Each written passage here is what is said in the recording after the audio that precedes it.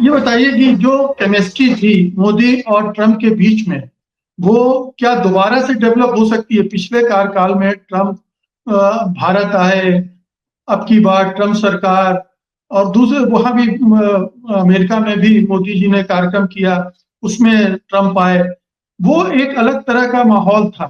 क्या वो अचानक इतना बिगड़ कैसे गया कि मोदी जी को बुलाया ही नहीं उन्होंने, और अब इस तरह की अदावत वाला माहौल बन गया है जिसमें ऐसा लगता है कि टकराव होगा, कहीं मेल जोल, लेन देन की बात कम हो रही है, धमकाने की बात ज्यादा हो रही है। देखिए, पता नहीं अब ये मेरे को ये कहना मेरे लिए अभी संभव नहीं है, because there is no writing on the wall which is very clear.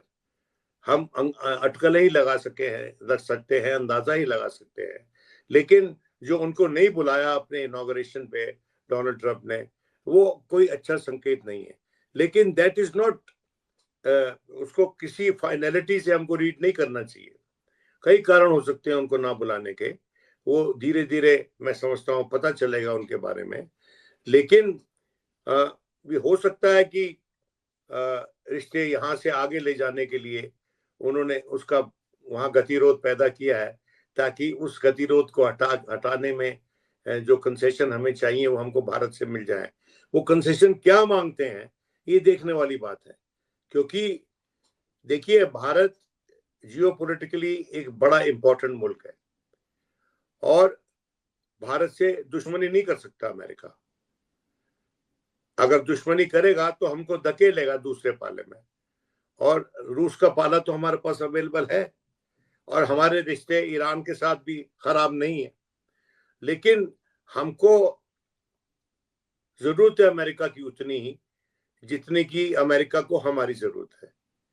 अब जैसा आप देखिए, वो डायरेक्ट जो गेटवे बनाने की बात थी यहाँ से वेस्ट एशिया तक ले जाने के लिए, और उसके बाद आगे एक्सेस लेने के लिए यूरोप वगैरह के लिए, तो वो जो हमको एक्सेस चाहिए उसमें हमको अमेरिका की जरूरत होगी।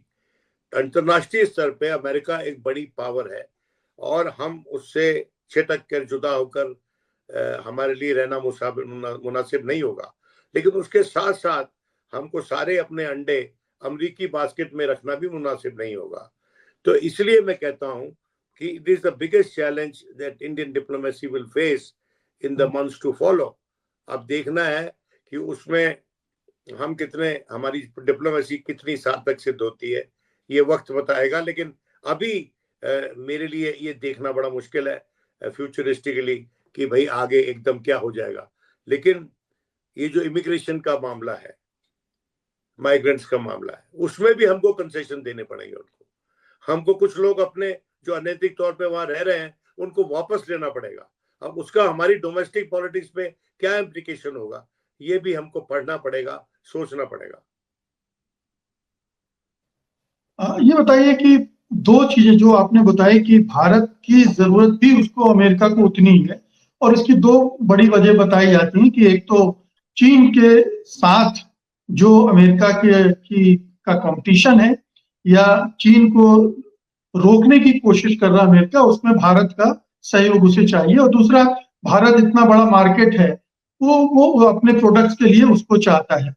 इन दोनों को भारत कैसे इस्तेमाल कर सकता है अमेरिका के खिलाफ या इंडिया अमेरिका पैसिफिक के जैसे साथ? एक इंडिया पैसिफिक बड़ा ही क्रूशियल एरिया है, जहां पर हमारे साथ मिल के काम करना चाहता है अमेरिका, और क्वाड बना है उसके लिए। और उसकी मीटिंग भी होनी है मेरे ख्याल 21 तारीख को। 20 को डोनाल्ड ट्रंप की इनॉग्रेशन है और 21 को उनकी मीटिंग है। तो उसमें क्वाड में जैसे कि आप जानते हैं, ऑस्ट्रेलिया है, जापान है, और अमेरिका और हम है। तो ये इसको कितना मजबूती से आगे बढ़ाते हैं, क्योंकि क्वाड जो है वो स्थापित हुआ था डोनाल्ड ट्रंप की पहली टर्म में, जिसको भी जो बाइडेन आगे बढ़ा के ले गए। तो हम हैं, हमारी प्रेजेंस है कई ऐसे प्लेटफॉर्म्स पे जहां पर हमारे और अमेरिका के बीच में क्विड प्रो को हो सकता है, और मैं समझता हूँ होगा भी। लेकिन वो बात हमको, मैं जैसे कह रहा हूं कि हमको अब we can't flex our muscles, क्योंकि temperamentally Donald Trump is very different from Joe Biden. और डोनाल्ड ट्रंप जो है वो नाराज होकर कुछ भी कर सकता है। ये हमने पिछले माजी में देखा है। तो इसलिए make India, make America great again and make India great again एक तरह से वही है ना, इंडिया फर्स्ट। तो ये दोनों जो सेंटिमेंट्स हैं दोनों देशों में, दोनों सरकारों के जो एजेंडाज हैं, उनमें एक ताउन होना पड़ेगा, एक कोऑर्डिनेशन होना पड़ेगा। मतलब ट्रम्प साहब ये ना सोचें कि he should make America great again at the expense of allies like India, friendly countries like India.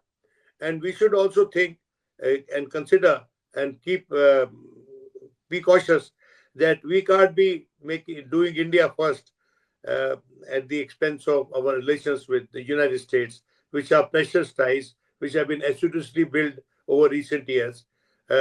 इसमें हम किसी एक घड़े में जाके सिमट ना जाएं, इसका ध्यान रखना पड़ेगा हमको बैलेंसिंग एक्ट बहुत करना पड़ेगा जो इंटरनेशनल पावर्स हैं उनके बीच में। हमारे रिश्ते रूस के साथ बड़े अच्छे रिश्ते हैं, हिस्टोरिकली इंपॉर्टेंट रिश्ते हैं, और उसके साथ साथ जो हमारे ईरान के साथ सिविलाइजेशनल टाइज हैं, पुरानी टाइज हैं। और एक जमाना तो ऐसा था जब बहुत ही टेंशन चलती थी ईरान में और अमेरिका में। तो मुझे याद है नटवर सिंह जी ने एक बार मुझे बताया था कि India had its services also offered its services also to intercede between America and Iran. And intercede in the sense be a facilitator in normalizing ties. तो हमारे पास वो इल्म है, वो इंस्टीट्यूशनल नॉलेज है जो अमेरिका के काम आ सकती है, और अमेरिका के पास वो इंटरनेशनल क्लाउड है, वो इकोनॉमी है, वो मिलिट्री पावर है, वो टेक्नोलॉजिकल एडवांस है जो हमारे काम आ सकता है।